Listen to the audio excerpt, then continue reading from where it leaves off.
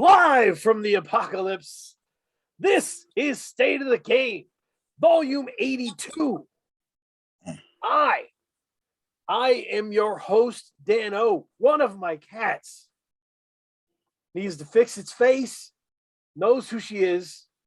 She's giving me the bad looks, judgy looks. Quit it. My co-host here with me every week, as Kim Carnes told us, he has Betty Davis eyes. All the Sizzler waitstaff knows it is Kay Diggy. Thank you for being here with me. I am so excited to have like a professional person on. This is really exciting. We have, I had a plan, Kay Diggy. I had the book from last year, God Save the Queens, on my Amazon wish list. I was going to have my wife's Nana buy it for Christmas. That was going to be the plan, right? I just like when Nana buys me hip hop stuff, but absolutely. We were talking last week about women in hip hop, and we got into some macro conversations about what happens. And the book is exactly this kind of shit. So we had to have Kathy Iandoli, legend in the hip hop game, here to discuss everything, right? We're talking about Left Eye. We're talking about the album Supernova, but we got to talk some Regina George theory as well, and get that going. Thank you for being here. Thanks for having me. Mm-hmm. We are here. So it's so we talked last week. It was about Queen Heroine's album Metamorphosis from 2015. Love. Shout out to Queen Heroine too. Mm-hmm.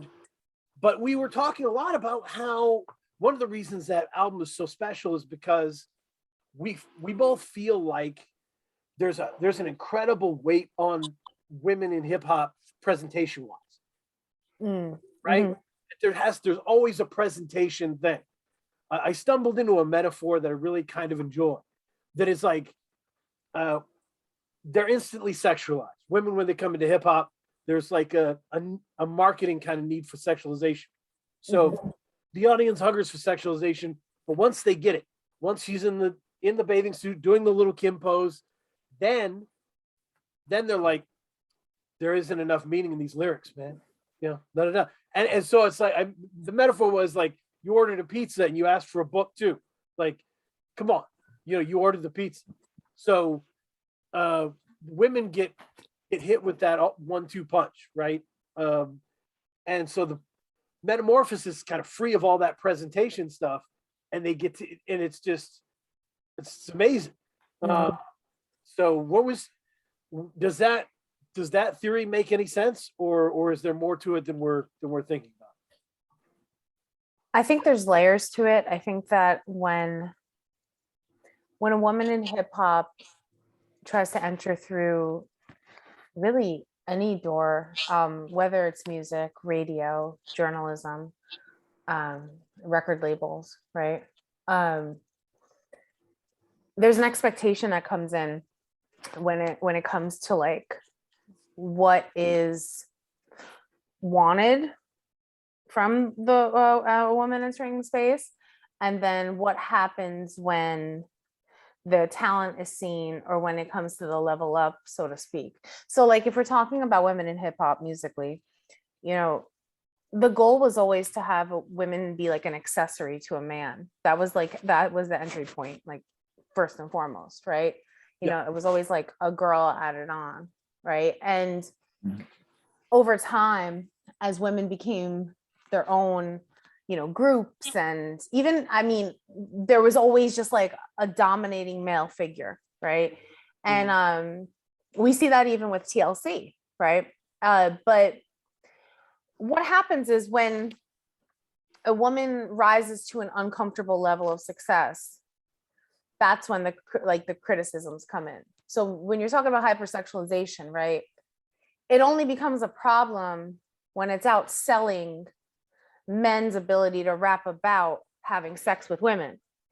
If a woman is rapping about having sex with a man and that starts going to another level, then she's sleazy. Right. So the barometer is set like you know, when we're talking about like in 96, November 96, when, you know, Little Kim released her debut and Foxy released her debut, you know, back to back, right? Wow. Both were talking about the expectations that come from sex with men, you know.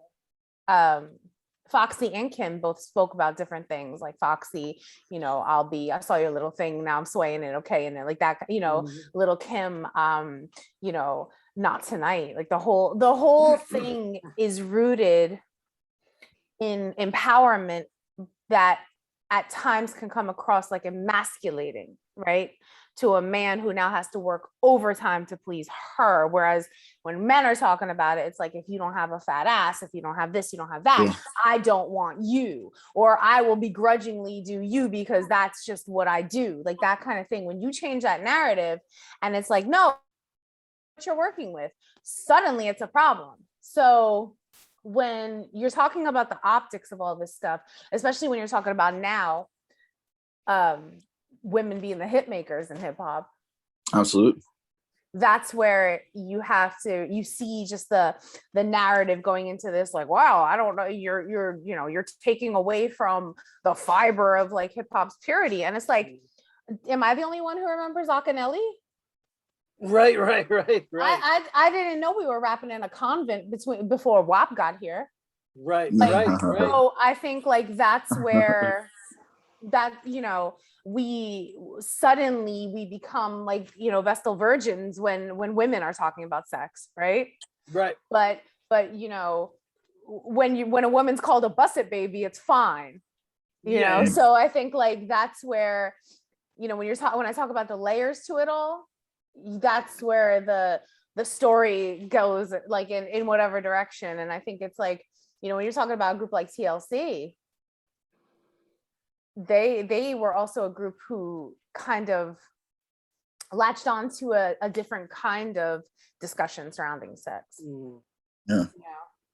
Yeah. I mean, when you were talking about the Little Kim Foxy Brown release, I mean, Jeff Bezos says I'm 17% into your book, so that's about where I am. But you were talking about the release week where, like, you know, Kim was coming out with hardcore and Foxy was coming out. And what I remember most about the week was just that vibe story pointing them directly against each other. And that was the angle. It was like, ooh, these two, there can only be one. And like, it's always the story. It's what I remember most. Like, that is the structure of this media, is like, you must duke this out. Yeah. And you know, I had this conversation in another interview recently where the concept of the first lady, where when a group has a first lady, you automatically are preventing them coming in because she's not going to be the second lady. Right. So you've already shut the door, and then you kind of gaslight the first lady into thinking that this is like a sign of royalty, you know, because when you determine that that's that spot, well, you're the first lady. That means your friend can't come along, because what is she gonna be? Like, it reminds me of that video of Destiny's Child when Kelly Rowland was like, well, I'm the second lead singer, and Beyonce looks at her. You know, once you set that tone, that you make it, that's where it's like you turn it into the Hunger Games at that point, because you're like, all right, now go ahead. Right. And it gets to the point where like when you're talking about great contributions, right?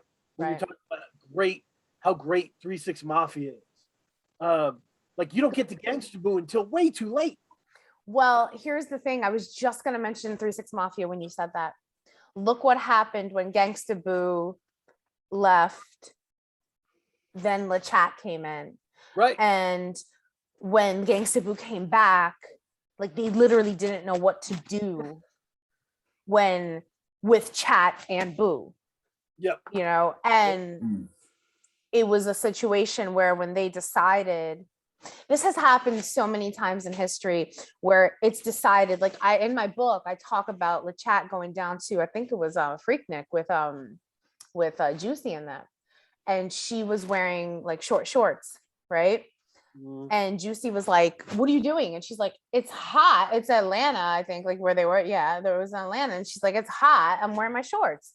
He's like, "No, you're the chat. Like you have to dress in big baggy pants." And she's like, "But I'm hot. Like it's temperature hot." And he was like, "No, that's who you are." Or you know, when Lady Luck signed to Def Jam, well, Foxy Brown was there. Like Luck was like very much convinced that they were like happy that she wasn't going to try to dress a certain way to interfere with the branding that they felt like was specific to Foxy. Like it's all very overt, and it makes it really hard. It makes it hard to navigate these waters as a woman in the industry. I mean, we see it in any genre really, but I think with hip hop more specifically, because there's like these very specific things, like, you know, like the idea of a first lady or a crew, you know, those kinds of things, you know, dictate very much what happens, you know, in terms of like the art, like the group story and stuff. It fits into the narrative. And then what do you do when that narrative no longer serves the woman of the group, and she wants to go on and do her thing by herself? How does that story change? You know, and it's just it's crazy because it doesn't happen as much nowadays, right? But there's a whole other thing now that's happening. Like it's a whole other like bag of issues to try to make sure that we're still like, yeah. And weirdly enough, like the turning point, like, because you were making a great point that a lot of the history of hip hop has been the crew has a lady, she's there. And the one I thought about that was like the real anomaly from my childhood was Latifah. well, Flavor Unit.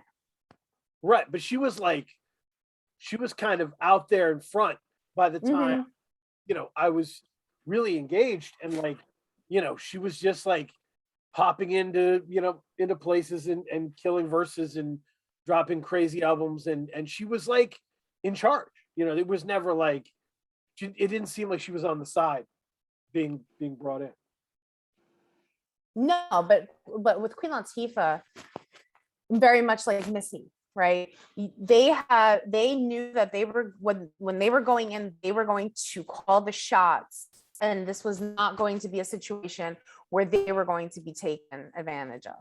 You have to come in with that promise, right, to not allow that to happen. And I think that was something that, you know, they both did, you know, and in Missy's case, you know, Missy had left, you know, the swing mob with Devontae Swing. I mean, he had that camp that had its own issues, but you know, Missy left, and Missy was just like, no, I'm not going to do this. I'm not going to be part of like a toxic team to just push my music forward. So that when like Missy entered into the world, it was like, I'm doing this on my own terms. Same with Latifah, you know, but also Latifah had so many artists coming up from under her. Like, so there was in no way, and I mean, you know, she still works very closely with Shakim, right?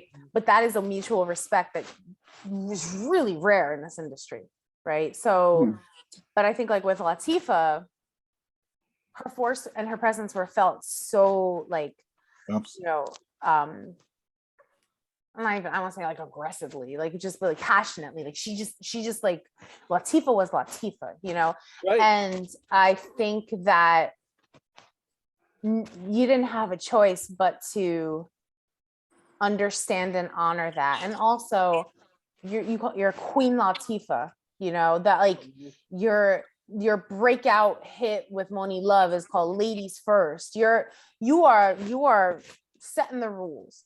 And I think like that's very different from some other female artists who really just wanted to make music and come out into this world and are taken advantage of. Oh. Great point. That's a fascinating point. So you think for a woman specifically, or in particular, like your introduction to the music industry is kind of going to dictate the path that your career takes. With some very specific examples of how that gets shifted, right? Mhm. So, prime example, my girl, Little Kim, you know, the queen bee, like shout out to Kim. Mhm. Kim came in as the most prominent member of Junior Mafia, right? But she came in mentored by Biggie, right? That was part of her Hardcore- narrative as well. Absolutely. Hardcore was the entry point for her solo out, you know, the you know, her solo career. But it was Biggie died 4 months after Hardcore, right? Mhm. It was only after that Little Kim became an icon. But when anybody talks about Kim for those chunk of time, I'll put it to you this way: in the La Bella Mafia album review, that's 2 albums past Hardcore, they were still mentioning Biggie. He had been gone for years at that point. And that is why for Kim, the fact that she is the most consistent female rapper in history, who started in 96, 94, 95, like 95 with Junior Mafia, and is still doing it, and has now evolved and pivoted and done all these things. There's something to be said of the fact that she only had a male mentor the first 2 years of her career. Mm. That's so important. But for her, the fact that 2 albums after Hardcore, people were still bringing Biggie up, and rest in peace to Big. I mean, he was a genius, and he saw genius in Kim. But the fact that they were still bringing him up, that's just, it proves it. No, You it's know? 100%. I mean, and we have to talk about ghostwriting allegations, right? Every single prominent female performer in hip hop, I have heard someone tell me that they didn't write any, right? Of course not. Of course not. And then you see all of the men in hip hop who have actual ghostwriters, and it's like this big mafia omerta code. Like we'll never talk about it. But when it's a woman, it all boils. I mean, Kim wrote all of her own stuff, and you know, even when the reference tracks that Biggie had that had been released, you know, that was based on Kim's lyrics, and Biggie was like inserting the cadence. Right. It wasn't, he didn't write all the songs, you know. Kim wrote all her bars. So the thing was with women in hip hop, the thing that I think this is what ends up happening, right? Men get shocked by the success of women. So instead of just being like pleasantly surprised, it then is, well, you know, I wrote that. Right. Mm-hmm.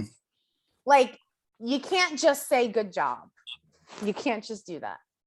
Right. Mm. No, and it's all assumptions, right? It's all like, oh, Big Daddy Kane wrote everything Roxanne Shante did, or you know, like it's all just like honestly, my favorite K Diggy is your boy Seraphy, right? That had It's to not be my boy.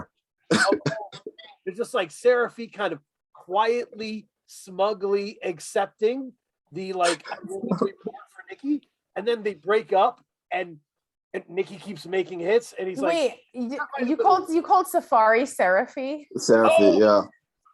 I'm terrible at pronouncing things. Just to That's not my, and for the record, that's not my boy. That's not my boy. Well, no, he didn't. Seraphy.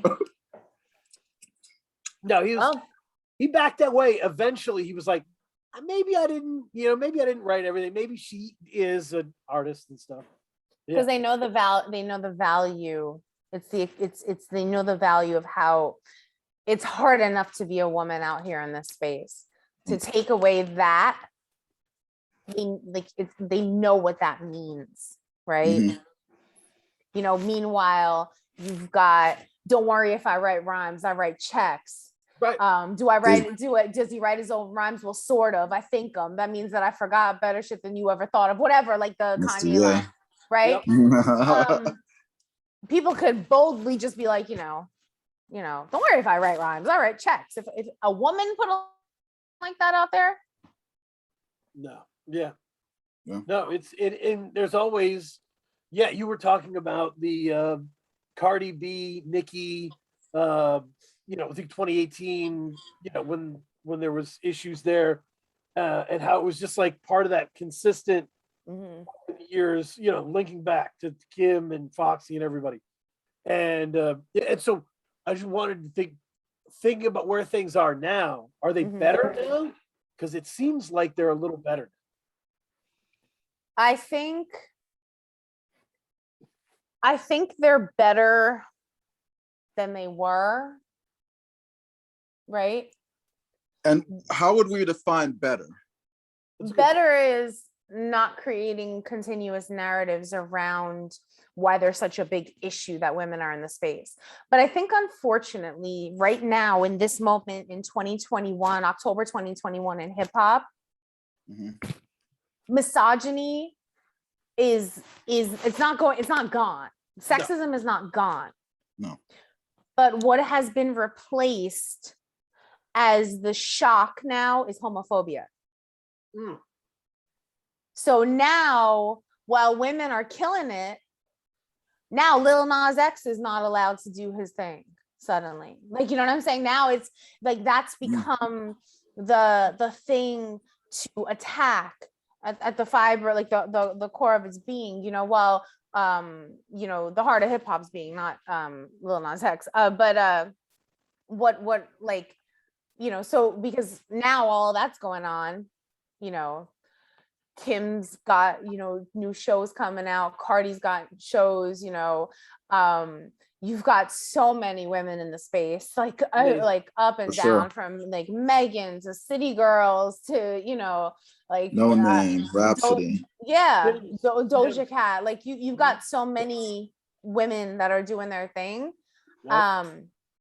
Now it's like it's strength in numbers at this point. I mean, there was always a lot of women in the space, but they weren't able to get the level of exposure. So now that all these women are out there, now the hot topic has been just like the rampant homophobia and transphobia and things like that, and like, you know, which has always been a part of hip hop, but I think it's now it's kind of a different conversation that's happening right now, especially when you have straight rappers like being very like actively against it. Right. So I'm not saying it's gone away, the sexism, but I'm saying it's no longer it's not at the front of the attention, like of Mm. you know, the front of their minds when it comes to Not the like prime narrative right now, right? Mhm.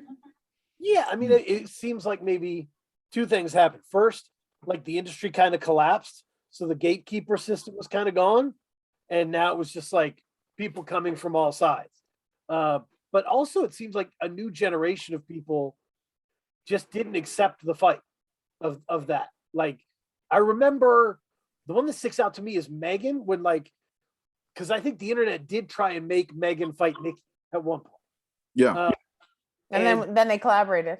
Well, Megan instantly was like, "Fuck no, I love Nicki. She's the best," and like got on Instagram and I like, mean, the fact that you have to do all that, like even just that, like the fact that you have to overstate how you feel about another woman in the space is just it's bizarre to me. But I think the other thing is, you know, hip hop is the dominant genre. It's surpassed rock. Hip hop is pop music. It's popular music. It's crossed the threshold into pop, right? And there's a lot of pushback with that, right? There's going to be pushback because you do sacrifice some of the purity of the art form when you become part of the pop world. When you be like, we used to look at Flow Rida, right, as like the very syrupy pop example or the mainstream example of what hip hop is. Like it was almost like he was like the threat, right, to what hip hop could become, right? Yep. And we're lucky that, and don't get me wrong, Flow Rida had some hits, you know what I mean? But we're lucky that a lot of the purity of the art form has still been retained and still pop music.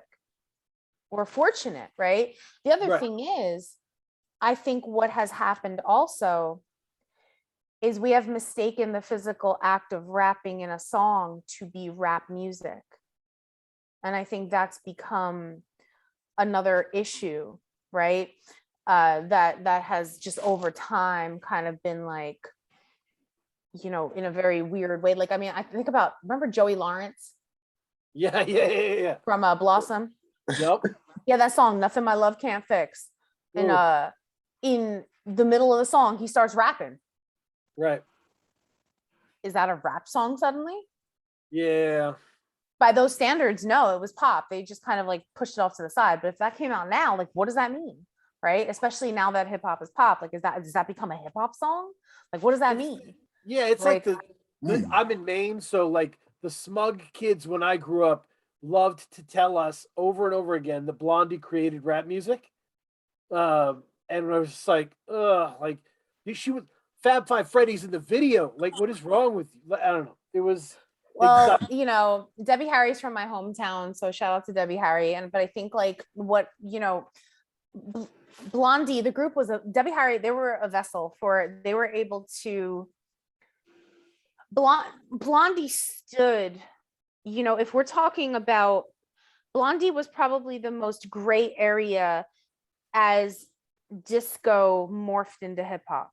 Right. So when you've got Blondie, it goes Blondie and then Sugar Hill Gang, right? Yep. That's how it like Blondie was still had a more of a leg on the disco side and like a toe into hip hop, whereas Sugar Hill Gang had more of a leg on the hip hop side and a toe into disco, right? So that was like the blonde, like between Blondie and Sugar Hill Gang, there was like, that's where the timeline started went, right? So what Blondie did by hip hop standards or rock disco standards is gave an opportunity to call to do the act of rapping on like big television, right? Like and the thing is when Blondie, when you know, Debbie Harry was on SNL, when she got to pick the musical guest, she picked the Funky 4+1, and they were so anti that they made the group perform after the credits were rolling. And Debbie Harry was enraged by that. I mean, she shouts out Fab Five Freddy in the video because the disco and hip hop scenes, and you know, and she was like also disco / punk, right? Those scenes ran very parallel, right? Anything that was going against the grain, you know, I mean, disco was a little more mainstream, but anything that was going against the grain was cool with each other in a sense, right? So that was the thing. Like, I think like when people in Maine will, you know, or you know, New Hampshire, anywhere up there, take that, you know, proudly, but it's more of a racial implication as opposed to really understanding what it is that Blondie represented, because they like Debbie Harry was like, it would, the popularity was just indicative of the racism. And instead of saying, and Debbie Harry is the first person to say that. It's like they looked at me and said, I'm the first rapper, because they could not fathom the talent that was coming out of poor Black kids from the South Bronx. So let's just say Debbie Harry invented it. And she is the first to be like, that is not true, you know? But you know, if you're going into pocket neighborhoods in white America, of course they're gonna sit there and be like, well, you know, and it's like, no, you don't know. Yeah, I mean, and like, and that is exactly what I meant. I love Blondie, Debbie Harry, love all it. So, but and yes, she just had her ears to the ground when it came to punk, right? The Tide is High is a Jamaican doo-wop song. She just had an incredible ear, and went where the great stuff was. So nothing against her. It's just they definitely played with the implications. Well, also, I would argue that she wasn't just riding trends. I think she was just very much adjacent in all of the scenes and sort of absorbed it, as opposed to like kind of like an outlier that was kind of like, you know, I don't want to make her look like she's also like some charlatan who was like, you know, like, so it's like, but you know, Debbie Harry was like, she was making the music of what was inspiring her based upon her friend circle, you know. Yep. It wasn't like, oh, Mm. I'm hearing this is like, it's not like how ska co-opted, you know, like, you know, Right. elements of, you know, like I think there was that time period was very unique, and we'll probably obviously never get it back again, but I understand what you're saying though, in terms of just how an average white kid will look at that as the argument of I was here first. It's like, but you weren't. Right. Right. I mean, and to your point, the punk, we think of punk as kind of having a narrow definition now, but like CBGBs back in the 70s, like there was such a wide array of stuff that was going on there, and the genres just weren't, you know, yeah, like soul people were doing folk songs and metal people were doing, you know, punk songs, and it's, yeah, Minor Threat was playing monkey songs, and everybody was just doing whatever. Everyone's just trying to figure it out. Mhm. That's really what it was. Like, everybody understood that there's money to be made. There was music to express, like there was like things were going on. You're also talking about, when you think about American politics and what was going on in society, you're talking about the aftershock of Vietnam and Woodstock and you know, the drugged up 70s going into the crack epidemic. So you're talking about a time period where people didn't know what the hell was going on. They didn't know if a crack pipe or AIDS was going to take them out. They weren't sure of what Right. are we going to war? Like, you know, like there was a lot going on that I think, collectively speaking, as a society, they didn't know what was going on. So it's like, and hip hop, you're talking about Black neighborhoods. Nobody was reporting on the devastation that was happening in those neighborhoods. You know, it wasn't until the message came out, Right. that people are like, oh wait, maybe we should see what's going on over there. No, So- it's so I was gonna ask you, like, with the, you know, in terms of TLC, right? So because I was when I reached out, I said, pick anything you want, any album you want to talk about.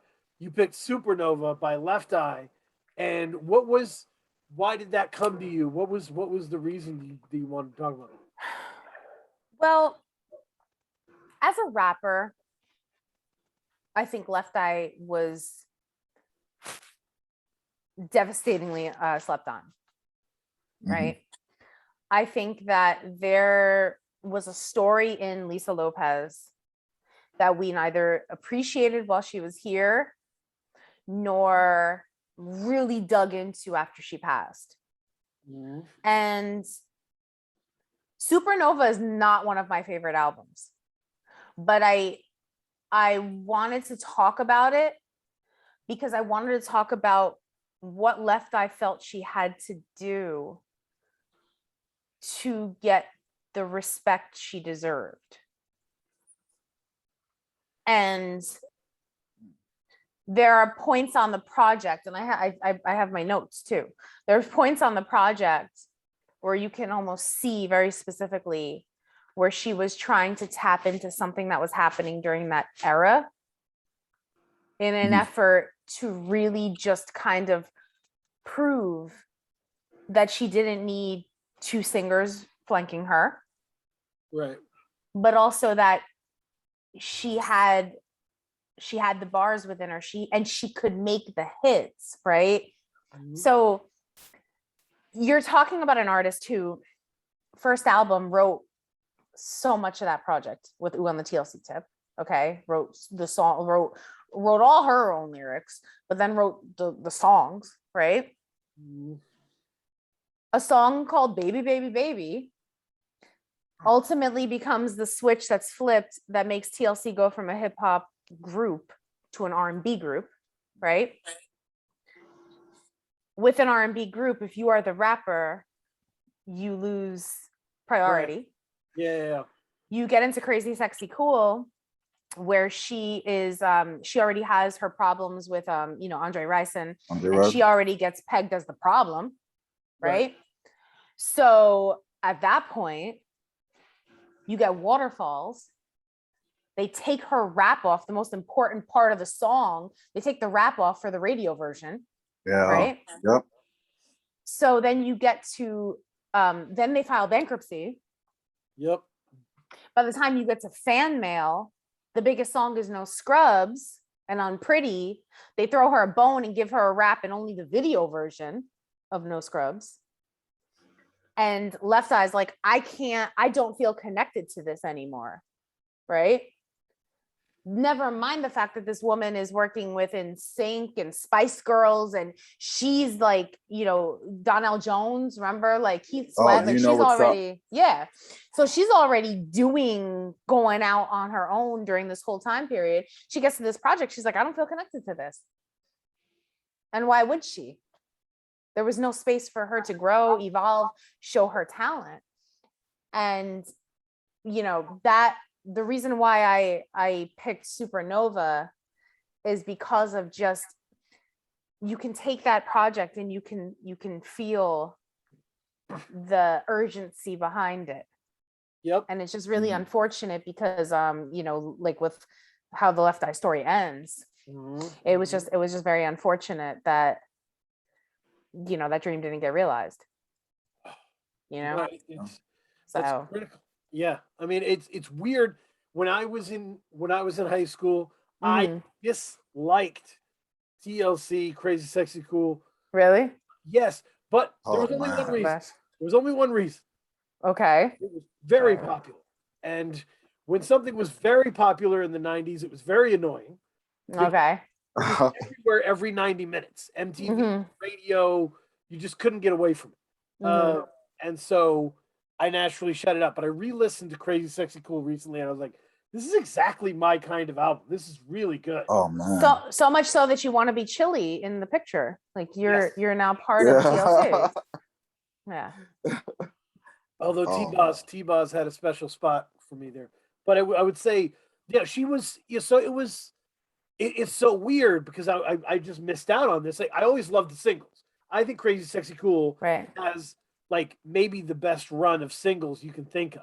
For sure. Red Light Special and Digging on You. Digging on You. Waterfall. Oh, see, but my favorite songs on the album are "Kick Your Game" and "Something Wicked This Way Comes." Oh yeah. What was the Prince cover? If I Was Your Girlfriend. Oh yeah, remember that one? I love that one good. too. Yep. Let's Do It Again. Yep. Do It Again was a good one. Great. Yeah. But it was interesting to hear this because Supernova is so serious. It's such a serious album. Like, it's definitely serious in parts, and then I think in some she's like trying to add levity to the situation. But you have someone who was going through a spiritual and mental change, who still had to release a pop album, still had something to prove. And that's what you're feeling in the project. You're feeling someone who is on this macrobiotic diet, has completely changed her life, is getting deeper and deeper into philanthropy and activism, and now being tasked with making popular singles. Yeah. No, go ahead. It's hard. It's hard to do. There was the one that stuck out to me to your point, Kathy, is the Universal Quest. That's my favorite song on it with the Starro. Yeah. Quest, K Diggy, to quote from this, what is energy? It's what you eat, it's what you breathe, it's what you think. It permeates throughout your being and serves a link to all other energies. Pop wasn't ready for this. No. This album is so spiritual. It's basically the wellness craze before the wellness craze was a thing. Yeah. It was like Dead Prez's Be Healthy. Yep. No, it's it's really intense. Some of the lyrics, when you listen to them and you break them down, they're like, she's doing a lot here. She's not wasting any time.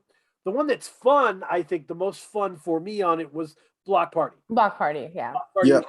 was fun. That was, I think Block Party was a single as well, right? It was, yeah. Yeah. Cause then like, you know, there was a couple I wrote down, like there was a couple that I felt were like the auditions for West Coast, like the Death Row auditions. It felt Oh like to me. Yeah. Like Let Me Live Let Me Live. and obviously Live. Untouchable with Pac. Like those two were, they felt like they were West Coast auditions, like, you know, because you hear rap, you know, she's rapping like this, or like with the like West Coast cadence. Yeah. You know, and yeah, those were, but I loved them, you know, but it was I think there was a reason why it was a difficult project that I wrote down. I wrote down the other had come out in 2001 that were not necessarily, so there were two things that I wanted to bring up about this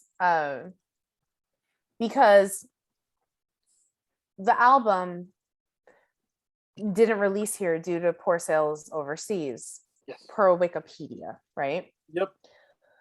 And I was like that, and you know, we had briefly spoken about that didn't sound right. However, this was also the year that Glitter sucked the budget out of Virgin. Oh wow. So it led me to believe that other record labels had a fear of putting money towards something that might not return for them, and were much rather keen on cutting it and shelving it than giving it the space it needed to breathe. But then I also thought about the fact that the album released overseas a week before Aaliyah passed away. Ooh. And I think that, you know, the Aaliyah project, that album that, you know, it had released earlier that summer, but that project, you know, had a continuous flow that kind of like, you know, traveled through all the way to after Aaliyah's passing, you know, into 2002. And by then Left Eye had already passed. Right. But I think also what happened too, and I talk about this in my book, in my book, Baby Girl, 9/11 happened. So I think like really music was just not a priority. Right. And giving artists a fair shot was not a priority.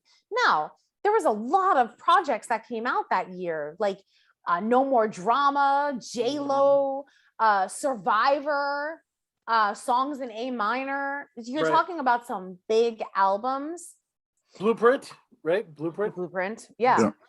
I think that given all of those projects, if a label saw that there was mediocre sales overseas, they would be completely hesitant to want to release it out there, given the year music was having, but then given the year what the world was having, you know, or the last couple of months rather. But, you know, it would make anyone hesitant to want to put money behind something that didn't do well in a market that technically it would be like it's better served in, right? Right. Yeah. Yeah, no, Wow. it's a great, Lisa Left Eye Lopes is a great study in like having your career mauled by the system, the big label system, from like the accountant ripping them off, bringing the bankruptcy, the contracts, the like the way they were kind of, it felt like they were kind of run into the ground when the album did well. They just toured and toured and toured and toured until they were just broken out. And they were international. TLC were international stars. That was the Absolutely. thing. An example that happened later on, right? Before Rihanna released Anti, the first single she put out was Bitch Better Have My Money, right?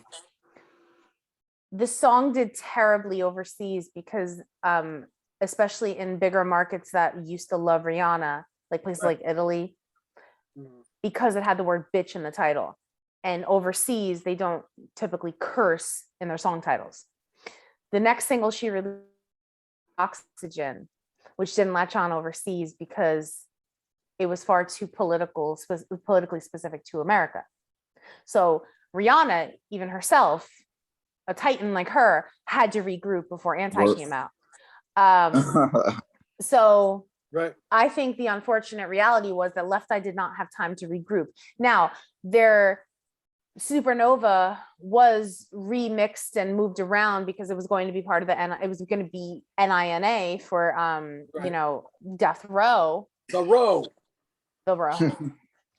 But that didn't happen either, you know, and then we got iLegacy after, you know, she passed. Yep. Mm. Yeah. No, but I said in the breakdown, the way Chili and T-Boz talked about her always felt to me like a mixture of how the Wu talk about Old Dirty and RZA, like combined. I compare Left Eye to Chuck D and Flavor Flav combination. Ooh, I love it. That's what I would that's how I described Left Eye. You know, I've written about this, how that TLC could have been Public Enemy, but baby, like the female Public Enemy, baby was just kind of the deciding factor in that project. Because if you're thinking about the first album, his story, she's talking about the Tawana Brawley rape trial. They're, you know, constantly talking about, you know, safe sex protection as a priority. When you go into even Crazy Sexy Cool, and they talk about, you know, 3 letters took him to his final resting place, whatever, like, you know, waterfalls. There was like commentary that was like very intricately woven in.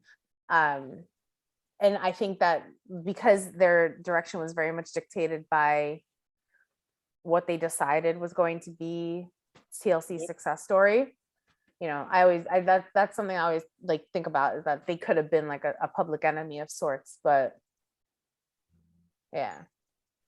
Yeah, but they were derailed by the Sporty Thieves. Oh my gosh. No You- pigeons. What a strange situation that was. Anyway, but no, but yeah, it's amazing because you're right. The early stuff with the condoms on the glasses, the rap group, they were political, and by the time like Fan Mail's out, it's just a totally new audience. Like, doesn't know that they're a rap group, right? Or were. No, you would never know. Yeah. Left Eye was just there dancing. I mean, it was so much so that by the time they got to Fan Mail, there was another singer that they brought in.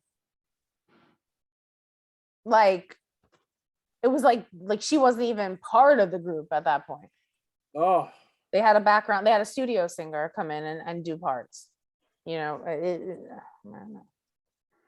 that is, yeah. I mean, and so you have to think like, if Supernova drops on Bandcamp and, you know, gets an interesting score on Pitchfork, and like if it exists in the today, it's just such a different situation. Yeah. A lot of what Left Eye was creating on that project is very much present in different forms in music today. Yup. Yeah.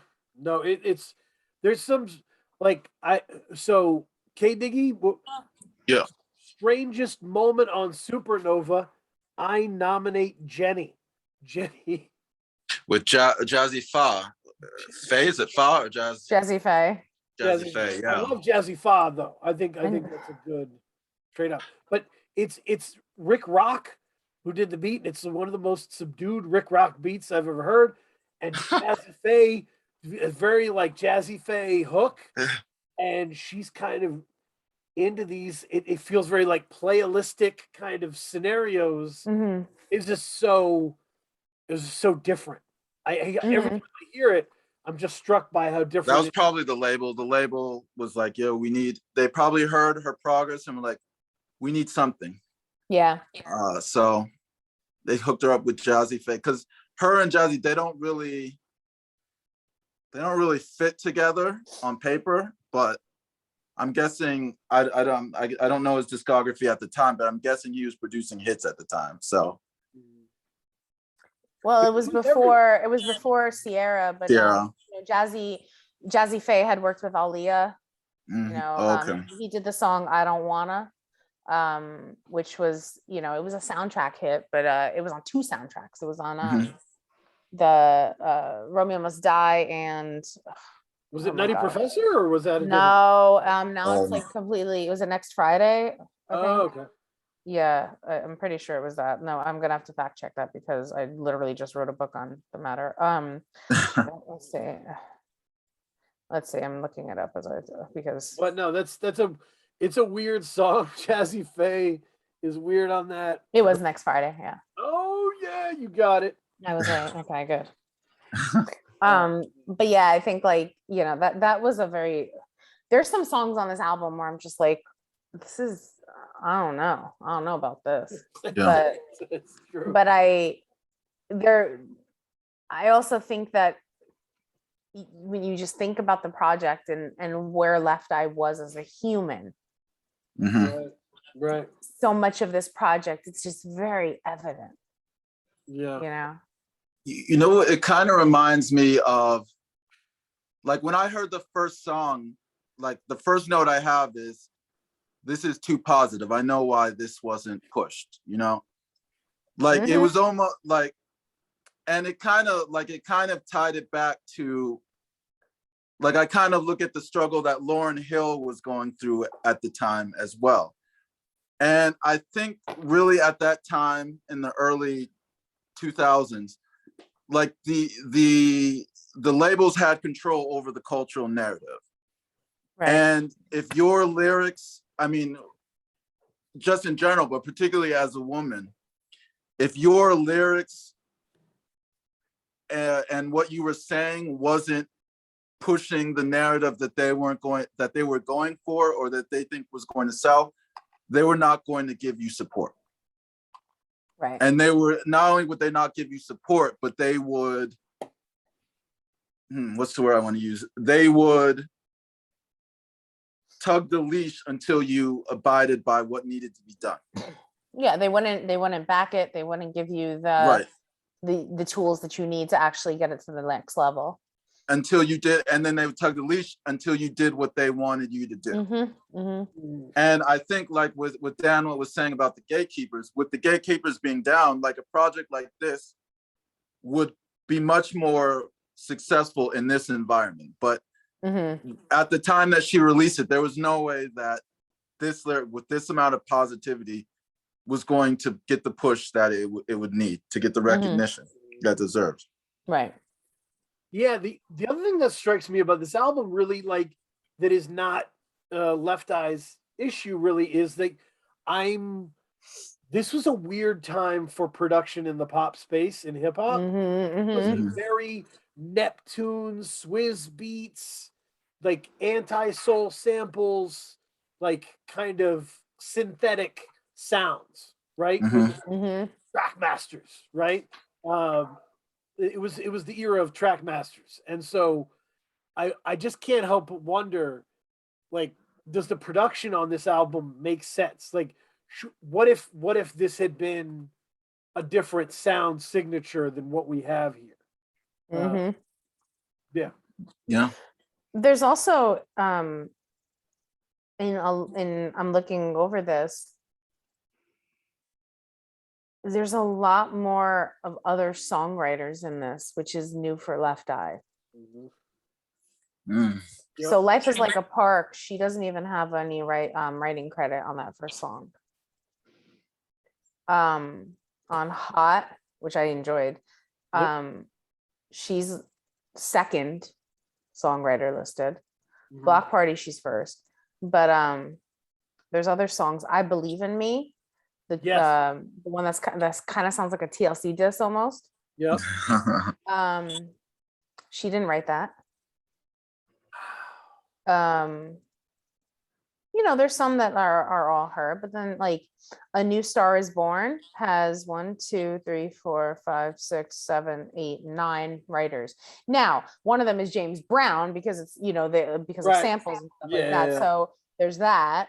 But you're talking about, I mean, now some are not that drastic, but there's a lot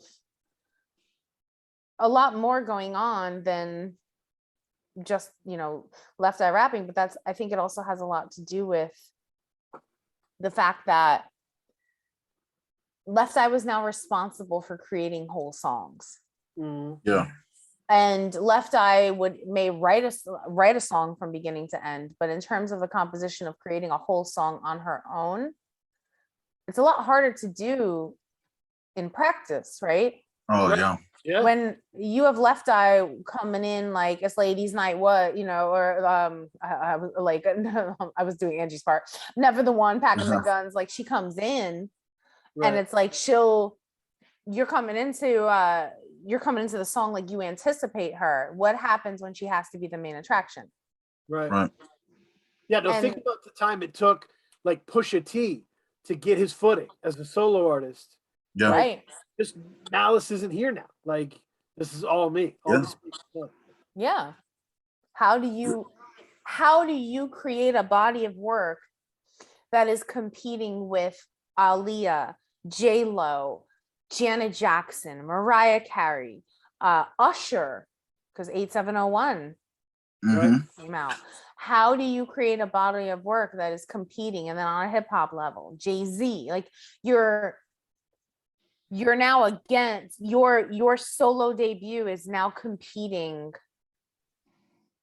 with so many big projects. Yeah. Right. On top of your legacy with TLC already. So. And the fact that we don't talk enough about the breakup, right? Right. And what the point of that breakup was, right? And that was because Left Eye did not feel seen in that group anymore. So now you left because of lack of visibility, and you have to create a project that will somehow solidify your ability to stand on your own 2 feet. Right. Proves your value. Right. Yeah. Right. While there is a strong part of you that cares very little about that because you have now had this incredible life experience. So then, I think it mattered less to Left Eye to be visible, but it mattered more to Arista. No, now you did it. Now you need to. We got you this little deal here. Go ahead. And she's like, I just want to eat my macrobiotic diet, and I want to build schools and help people. But now I'm tasked with doing this album. So I'm going to insert the things that I believe in into the project, and you slap your little pop beats on them. Yeah, which song was it where she was like I did all the set design and I did all that for the group, and I think that was the one, I Believe in Me. Yeah, right? I Believe in Me. Yeah, where she was like, I Believe in Me. She's like, I played with the team, but I'm Diana Ross and not a Supreme. Yeah, I'm not a Supreme. But remember, she did not write that song. Right. So somebody might be like, no, this is the part that we're gonna, you've been out there, because remember, this album was recorded right after she proposed the challenge to TLC. Remember, where each member of the group records an album that's sold as a 3 CD set. Wow, I didn't know. And whoever won, like as the best member of TLC. And T-Boz and Chili were like, we're not doing this. No. This is when they're very publicly said Left Eye only cares about Left Eye. Right. And that, it's fine. I didn't know that. I mean, that's that, once again, going back to the Cardi B, Nicki situation, the narrative for women, well, in hip hop, competition that's a narrative that they use to sell. Hip hop is built on competition though, but when it turns it into women, it becomes Turkish oil wrestling, and that's the shitty part. Yes, that's a better way to put it. Yeah. No, hip hop is built on battling. Hip hop is built on it can be a sport as much as it's a culture. But as soon as it involves women, it becomes a cat fight by everyone else's standards. You know, what Left Eye was doing was the spirit of the game. She's a hip hop head. She was doing what hip hoppers do, you know, which is Right. posing a challenge. Let's battle. But Right. you And I would can't battle singers. Mhm. Yeah, and I would say males they battle based on skill, but the women they're battling for their spot in as the first lady, as you said. Well, Because yes no and one was no. looking at Cardi and Nicki and be like, oh wow, like Cardi's got more skill than Nicki. It was all about this is the battle for who is like the top female rapper right now. It depends on who you ask, okay? Because Mhm. in that particular battle, you're talking about Nicki Minaj, who used to sell her mixtapes on Jamaica Ave, right? Was discovered rapping in a stairwell on the Come Up DVD set, right? Someone who is very much a part of hip hop's history in getting put on, right? Mhm. If you're talking about a hip hop story, that's about as real as it gets. Because if it was a dude, once again, if they were selling mixtapes on Jamaica Ave and rapping in a stairwell and gets, you know, discovered, you're like, wow, like you're, you know, for that era, you're really just a, you know, whatever, right? Like you're a real hip hop head. Cardi B is a different kind of hip hop head. Okay, I just dropped. She's a different kind of hip hop head. She's just brutally honest about herself. Yes, I got surgery. Yes, I fixed my teeth. Yes, I was a stripper. And what? Yes, I like money. If we're talking about keeping it real, Cardi B keeps it real. She doesn't lie in her music. Right. That's And fair. if hip hop is defined by keeping it real, then Cardi B is also hip hop. So when people were sitting there talking about who was hip hop and who wasn't, they were both hip hop, just for very conflicting reasons, right? Right. Mhm. So it was a similar conversation that people used to have. Remember back in the day when they used to say that Jay-Z was out to kill hip hop because of you know, the whole Jiggy era, Yep. Mhm. right? Where it used to be like, oh, the Jay-Z versus Nas back then, but now everybody's like, oh, he's like super lyrical, like they're both like lyrical, like, you know, giants, whatever. But back then, people did not look at Jay-Z favorably in the way of Big Pimpin', Ola Ovito, Hey Poppy, right? It was like, and then they got mad at Nas with Uchiwali, right? Yep. So as much as I say it's an issue with women, hip hop purism hip hop purists can sometimes, you know, get mad at everybody. Like I always when I was doing God Save the Queens, there would be these like hip hop purists who would try to like quiz me on people. And I'm like, and you know, I know like I'll they'll talk to me and, you know, they'll say to me, is Desta in the book? And I go, yeah, Desta's actually in the book. She is. Well, she's the only realist, you know, woman in hip hop. Like Desta's the only like real MC. Okay, that's your opinion, right? Like shout out to Desta. I think Desta's great, but that was the narrative, you know. Or they'll just be like, oh, I noticed that you mentioned this one, but you didn't mention that. It's like, you know, why didn't you talk enough about a Pawnee bee fly? Right. Well, shout out to a Pawnee bee fly, but if I'm talking about a very specific part of a narrative, you know, it doesn't always. When you're doing a history of anything, it's almost impossible to name every single person who ever walked through the doors. Like when you look at it, like, you know, hip hop's history in general, you know, you're not like, where's the chapter on Anticon? Like, right. You know, Yeah, I mean, I love the Pawnee bee fly, but I'm just saying, like, you know. No, you're telling a story through the history, right? You're like crafting what you're talking about and what the points of the book are. So you have to make choices, you know? Yeah, and there was so much in that book that that's cutting room floor. Like it's not I had a whole chapter. Like I talked about Nana Cherry. I talked about, Conscious Daughters. I had a whole lot of like nonchalant, like Oh shit. I was like, I put so many artists in there that just didn't, that the like parts of the book just didn't make the cut. So, but that's a difficult task to do in general. But funny enough, people got really mad at me that I included TLC in my book. The purists, yeah, they know it's like, how dare you? I'm just like, no, you dare is what it is. Rappers sing nowadays, and you're calling them rappers, and you're gonna sit there and tell me I shouldn't put Left Eye in there? Right. That's funny. No, there's all kinds of slippery standards on this. K Diggy, would you listening to this album? Is there any songs that struck you the most? I really liked I Believe in Me, and what is it? Life to Like. I thought the Tupac moment, the Tupac verse was like hilariously misplaced. But I understand why it was on.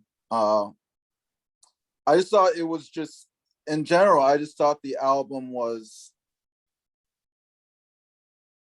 it was too positive for the time. There's no way that they were going to give this the push that it deserves. Yep. And it was kind of, I will say it did open my eyes, because I didn't realize that, she was so soulful as she was. I mean, I do like her verse on You Know What's Up was probably one of my favorite hip hop guest verses of all time. But I had never heard her, and like, as you said, she was, some unofficially saw her as like the third member of TLC. So she was always given like the verse at the end or in the middle. So I only heard her in burst, like one verse burst first. So to hear her continuously for over an hour was very eye-opening. It's fair. It hits differently, like there's some songs where I'm just like, whoa, but then others I'm like, she just needed better people to work with. Yeah. Shout out to the god Andre Rison. Thanks to Riches. Oh my God. I wanted. It's funny. It's funny because I remember that was why the Andre, like, I grew up in Atlanta. So I remember one morning, like, I woke up, I don't know what year it was, maybe 95, 96, 97, one of those years. I woke up and my parents were watching a fire on the TV. Oh. And I asked them, I asked them what happened, and they were telling me that, this was Andre Rison's mansion, or Left Eye's, I don't know if it was her boyfriend or her husband. Yeah, boyfriend. Was burning down. So unfortunately, I felt like that incident became a part of her narrative. 100%. And so people, like, that's what people are so if you hadn't heard her lyrics, you always would associate that incident with her persona and what she was about. And so to hear Supernova kind of was like, wow, like, that's not at all what she was about or what she was heading for. Well, you're also talking about a massive metamorphosis that happened in the middle, because you're like 97, she's rapping and she's saying, I'll be the one to blame as the flames keep rising to the top. So she was very much leaning into the recklessness for several years, and she's like the first to admit it. But I think it was what we're hearing is the after effect of what the music industry had done to her. She was, you're talking about an artist who was very disillusioned when they TLC collectively realized they cleared what, 30 grand a piece, 50 grand a piece with their monies, because of horrible contracts, but also not understanding that that limo you take to the studio comes out of your money earned, right? Right. That big advance you don't earn back. Like you start going like, and if somebody hands you a lump sum of money and you've spent that before the album comes out, you can't even order a can of Sprite in the studio without it coming out of that budget. So I think there was a lot going on that I think affected Left Eye mentally. You know, she had been suffering from addiction, right? And she had been in rehab, you know, for alcohol, more specifically. But you're talking about that. You're talking about being in a very mutually abusive relationship, right? So you got that toxicity going on. You have the idea of having this fantasy of what your career is supposed to look like, and then you go bankrupt. Not only that, understanding that you have so many words that you want to say, there's things you want to say that are now being completely wiped from the projects. You're being pegged as the crazy one, right down to the album title, deciding you're the crazy one, right? So you try to lean into that, then you realize you're being stigmatized for it. So then you have this like big life change, and don't forget, she adopted at this point, right? One of the women that she met in rehab, she adopted her child. You know, so then she has this big change. She starts to realize that she has to detox her body in a very, very drastic way. And that's where she goes into the macrobiotics and all that other stuff. And then you're doing all this philanthropy in Honduras, you know, and then the story ends. But on top of that, you're then aligning with death row. Right.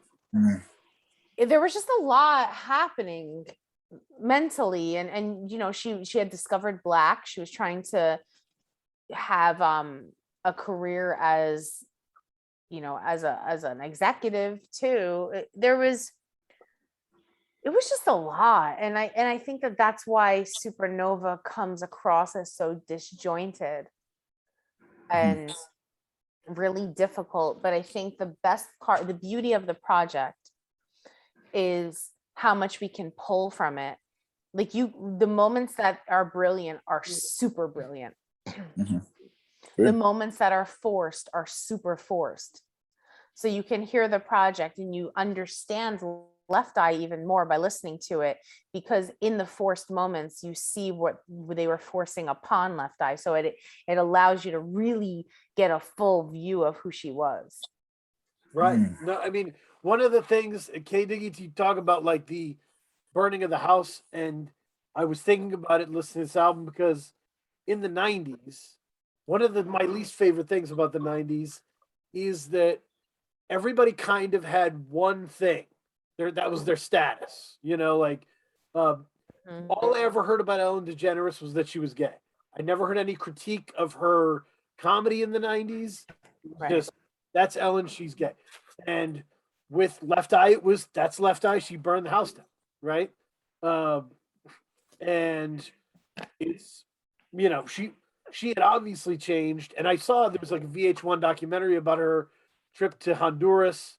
And I think it has footage of the crash in there. And I'd watched it. She died during the filming. Yeah. She was it was really eye-opening for how she was doing at that point, the changes she had made. Like, you can see her in this album trying to put that stuff behind her.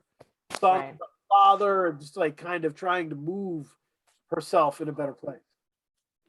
That's like, it's fascinating because I know Dan and I, we've talked about like how we've appreciated like certain artists being able to watch them grow through their albums. Like I think the example I used was Jay-Z. Like the Jay-Z on Reasonable Doubt is very different from the Jay-Z on 444. Yeah. And so I thought like we don't really get to see that per se with female rappers. Can you think of a female rapper where we've been able to see their journey and growth through their music? Yeah. I mean, think about it. Think about, okay, we can, let's go, we can pick a handful, right? Mhm. Lauryn Hill, right? Talk about, you start with Blended on Reality. There's a song Right. on that album called Some Seek Stardom that Lauren, completely her. And people say it's like the first glimpse that we see she was a star. I mean, she had already been Sister Act 2, but Mhm. it was that was like the glimpse of her stardom. But if you think about like going into the score, it's an entirely different person, someone who's so confident and like full of life. You go into Miseducation, you're talking about someone who's singing from a very broken place, but like has hope, right? Mhm. Then he achieves this like incredible pop stardom, and then you go into the Unplugged album, and it's just like her not trusting anything or anyone around her. But the So there's Unplugged that. album wasn't like an official album release. It That was, was something. yeah, it To was me, it's released No, through I mean, through an actual such record an official. label. I love it. Yeah. yeah, Yeah. I love the Unplugged, but I don't. Huh. I mean, I Those are- wouldn't consider it to be like an album, like in the same I- vein as the I Miseducation definitely of Lauryn Hill. consider it. I definitely consider Well, yeah, it. you The songs can't. on it you can't get anywhere else. Like they're just Yeah, Right. it's its own album. It's its own album. It retailed, it tracked, it released. Mm. But I think what that album, that's a journey. Nicki Minaj, okay. Mm. Pink Friday Reloaded. But then even if you're going all the way up until Queen, you Yep. know, beat me I up, mean, but Scotty. yeah, Beat Me Up Scotty. Like when you go into the mixtape, you know, Yep. Yep. Sucker Free, like the whole, there's a progression there. Even Queen Latifah, because Oh. when you go into the jazz album too, there's a progression. Little Kim, Little Kim's albums, when you go from Junior Mafia all the way up to La Bella Mafia, Mhm. you know, and then beyond, The Naked Truth. Right. This woman dropped off an album and went to prison. You know, there is a journey there. There's a journey to that. Even Nine, you know, going like further into Kim's career. So I think that there is storytelling, but we are just so clouded by the narrative that we have developed for that one thing. Like when you said Left Eye, the house burning down, because we have tunnel vision when it comes to women. We sometimes can't see the full narrative. We don't see the big picture. Like we can't see how it goes because we are so clouded. An example, and this is something that I really hated, and that I was thankful was I was able to put to rest with Aaliyah. Mhm. Aaliyah is the framework of popular music, and for so long the narrative was she was married to R. Kelly.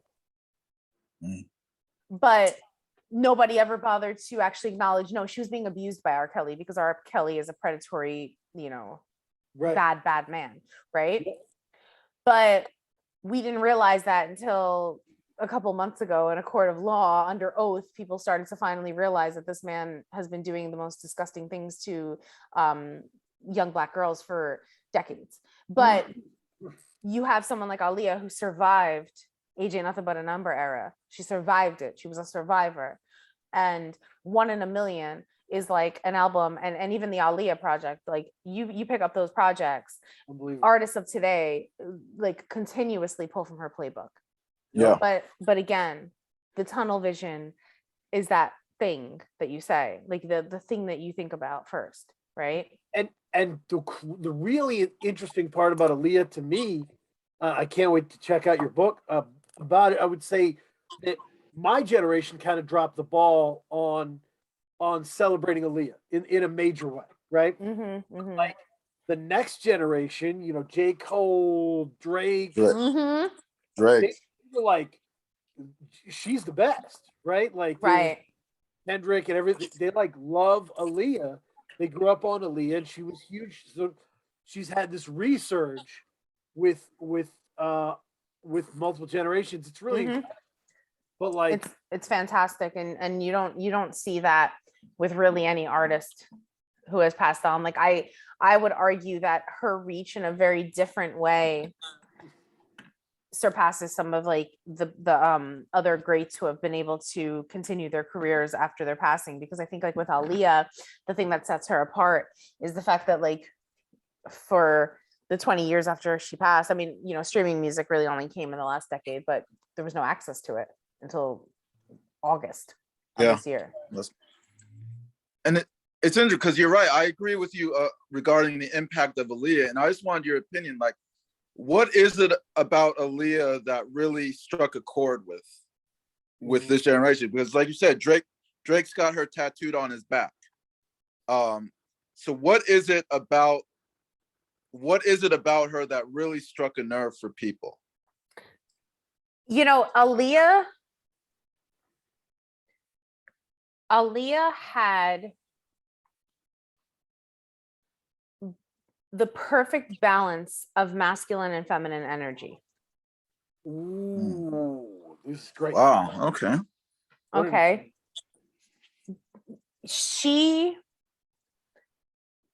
The thing about her is that now nobody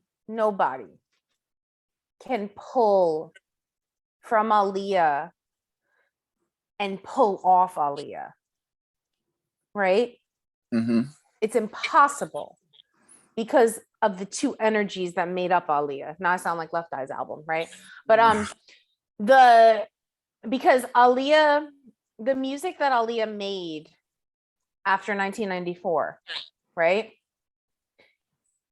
possessed masculine and feminine energies. There was points of dominating, but then there was points of submission, right? Right. There was points of love, but then points of just recklessness, right? There were, you know, points of sadness, but then points of just fuck it, right? So there was a yin and yang to all of it. Like there was she had such a balance about her. So, and aesthetically, you have this gorgeous woman, right? Who looks like aesthetically, like she looks like she is from another world because of how beautiful she is. Right. Yeah. But then back then, categorically dressed like a boy. Right? Yep. Yep. And she could be on a song with DMX and seem completely natural. In young walking dogs with Right. like a bandana on her head and just like Amazing. baggy pants, like in a very we are in a very non-binary world, right? And I don't mean that in classifications of gender and normativity. Yeah. In a very non-binary world, like that would, like with someone like Aaliyah, it's like Aaliyah represents, so, like, you can look at her and identify with her in all different ways. Anybody on this Zoom can identify with her in some way.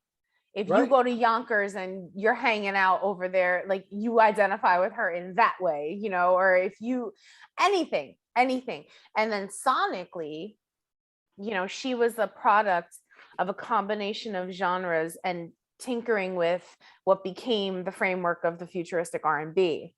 Yeah. Which has now become the pop standard.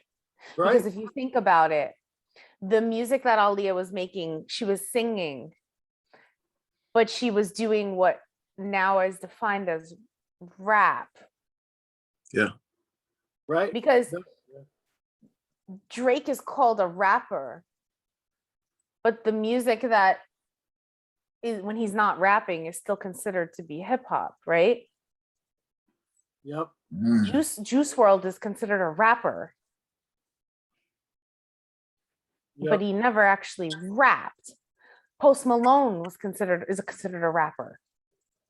He's never actually rapping in the, like, you know, I'm just beatboxing, spitting into my hand, but don't mind me. But he's not actually rapping.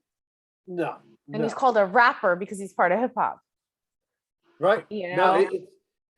You know, to your point, like, yeah, she could be in these kind of fast, very hip hop arenas doing the stuff, but she also has maybe the best version of that. Your best, you are love, like an Isley Brothers. About yeah. Like Mhm. it's so vulnerable and it's so beautiful. So to have all those sides working now, to Mhm. your point about futuristic R&B and women in that role, when Keith, when you were asking about a female rapper who you saw growth, Missy really came to mind for me just Oh because yeah. Yeah. I remember we were on Call Out Cultures podcast. We're talking about the albums with the best hooks of all time. Mhm. Missy's naturally. Alaska Adams had a great point. He said that every couplet that she gave could have been the hook to the song. Mm. Missy was so good with that. Everything was so catchy and so hooky. And at Mhm. the time, there was a swelling of people who were like, "This isn't hip hop. It's too catchy. It's R&B, right?" Right. And that's what Under Construction is about. Under Construction is a beautiful thesis, Mhm. middle finger to like those kids, saying, "No, Yeah. this is the hip hop thing ever," you know. And she grew into this kind of position where she could look down and say, "Let me tell you exactly where you fucked up." The other thing about it too is Missy's entry point as a solo artist came at a time where the mainstream was so afraid of hip hop because Biggie and Tupac had both been killed that it provided an open road for her to enter. And they narrowed that road as hip hop started to feel like the shiny suit era was diminishing the purity of the art form. And that's where Missy had to turn around and be like, you're not going to put me in there. Like, Right. even though she did come in through Puff in that, in that Right. way, like, but she was going to be like, no, I'm not like, and what the shiny suit era of hip hop did ultimately was it gave hip hop still a place to make music while everyone was terrified of it because they considered it to be just a very violent art form. And then, of course, the counter to that, while Puffy was doing the shiny suit era, where you had raucous records, and you started to then the counter was like, we've got to do something about this. He's ruining our good name. Right. And that's where you had that very robust underground. Right. Def Jux and yeah. Def Jux and all like that entire era, like that time period from 97 to 99. Oh, even into the 2000s, like 2001. You think about like that was for me as a hip hop head. I went underground. Like I went into that. Like that was my zone. I was like listening to Dilated Peoples and that like that era of hip hop. Right. I was doing anything to keep away from, but the radio hits were still so undeniable, right? But I think what Missy was doing was saying, I'm not there and I'm not there. I'm here and I'm Missy, and go to hell if you have a problem with it. Nope. Yeah. Yeah, she was like, this is the whole thesis is this is where hip hop started. It started with being great but having fun. Yep. And let yourself have fun. And it was great. When I went through the discography, like she just became a top 10 all-time MC. So yeah, but yeah, I'm so glad you came to talk about Lisa Left Eye Lopes, because you're right, she does get left out of the conversation, is marginalized in terms of the impact, and it's unfortunate, and we should do with many women what we've done with Aaliyah, which is pull them back into the conversation and celebrate them, so that we know where we came from and who opened the doors. So, yep. Like on a parting note, what would you say Lisa Left Eye Lopes's legacy in hip hop is? Like how has she influenced those that have came after her? Through her cadence. You hear Left Eye in Cardi B, you hear Left Eye in Doja Cat. You hear her in the artists of today, it's through the cadence. You can, if you like, that like, when I was listening to that one Doja Cat song, which is like no comparing, no scaring, like that, or when Cardi B is on the track with Bruno Mars, right? You can hear she sound and you know, she's basically dressed like Left Eye in the Ain't You Proud to Beg video, but it's the cadence. It's definitely the cadence, like the how Left Eye delivered that kind of. Left Eye was so smooth, but also very choppy, right? Like there was something about, there was a wackiness to her, but there were like, it was like a cocky wacky, like she was just like the little, like, just like a spitfire. Like she was just so confident and but cocky, but still like, that's where I feel like the spirit of Left Eye is there. I started to refer to it as a like William Shatner hitch in her flow, that there was like a pause in it. But the pause she would use to great effect, you know, to like really give the last part of what she was talking about the emphasis. But you're right, it comes out, it's very unconventional. But now it's similar to like Danny Brown. Yes. Oh, I love that. Michael Jackson pantyhose, like, you know, like that kind of like swaggy, but like, you know. Yep. There was a Currency used to say, it's like, I'm so off the beat, I'm on the beat again. You gotta right. Yeah. So that seems like it, man. Concluding thoughts. I was gonna go to recommendation corner and do some recommendation for the people. Any concluding thoughts on Left Eye? Any of you? I think that everyone who is a Left Eye fan in the TLC sense should check this album out and pull out the songs that they love. You'll find a song that you love on the album. You may not like them all, but I think there is something to take from this album. But I urge whoever doesn't listen to the deeper cuts on TLC's albums, like I say to listen to this, but like I always point people into Something Wicked This Way Comes, not only because of Andre 3000's opening verse, but that spoken word of Left Eye, if we could all agree, of letting our soul become free, like, you know, the whole, that spoken word part of her rap, and like it's just incredible. But I think like there's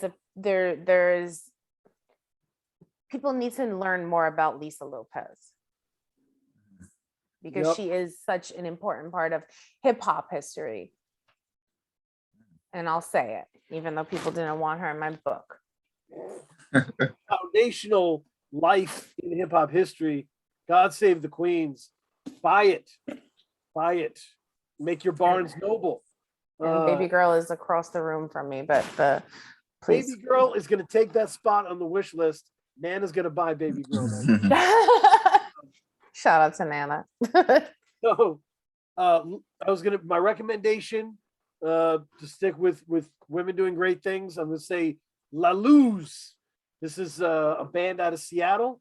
And they're kind of in my sweet spot.